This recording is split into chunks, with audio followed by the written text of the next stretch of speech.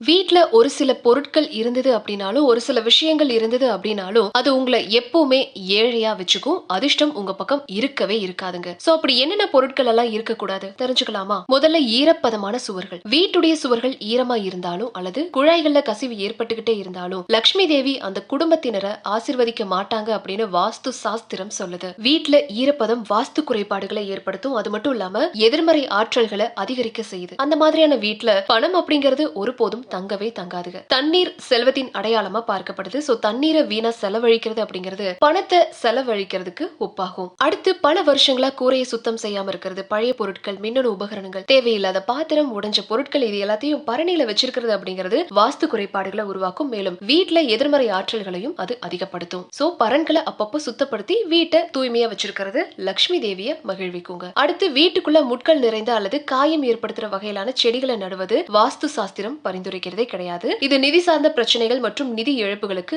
வழிவகுக்கும். மேலும் குடும்பத்துடைய அமைதியையும் சீர்குலைக்கும். அடுத்து புறாக்கூடு. வாஸ்து சாஸ்திரத்தின்படி வீட்டுடைய எந்த பகுதியிலையும் புறாக்கூடு கட்டப்பட்டா அது நிதி இழப்பின் அறிகுறியா கருதப்படுது. இதன் காரணமா ராகு மற்றும் கேது போன்ற கிரகங்களின் எதிர்மறை விளைவுகளை வீட்டு உரிமையாளர்கள் சந்திக்க நேரிடும் அப்படின்னு சொல்லப்படுது. அடுத்து துடைப்பம். துடைப்பம் வைக்கிறதுக்கு பல விதிகள் மற்றும் வழிமுறைகள் இருக்கு. துடைப்பத்தை கண்ணுக்கு தெரியாத இடத்துல தான் வைக்கணும். அதை சுவற்றுல சாற்றியபடி வைக்கவே கூடாதுங்க. இது செல்வ பற்றாக்குறைக்கு வழிவகுக்கும். ஒவ்வொரு நபருமே அவங்களுடைய வேலை மற்றும் தொழில தொடர்ச்சியான முன்னேற்றத்தை தான் பார்க்க விரும்புவாங்க. தங்களுடைய குடும்பத்தினரின் ஒவ்வொரு விருப்பத்தை நிறைவேற்ற கடுமையா உழைக்கிறாங்க. ஆனா சில நேரங்கள்ல அவங்க எதிர்பார்த்த முன்னேற்றத்தை அடைய முடியறது கிடையாது. வாஸ்து சாஸ்திரத்தின்படி செல்வம், மகிழ்ச்சி, செழிப்பு இது எல்லாமே அடையிறதுக்கு ஒரு வீட்டுல நேர்மறையான ஆற்றல் ஓட்டம் அப்படிங்கிறது ரொம்ப ரொம்ப முக்கியங்க. மேற்சொன்ன விஷயங்களை ஃபாலோ பண்ணுங்க. நிச்சயமா ஒரு நல்ல மாற்றம் கிடைக்கும்.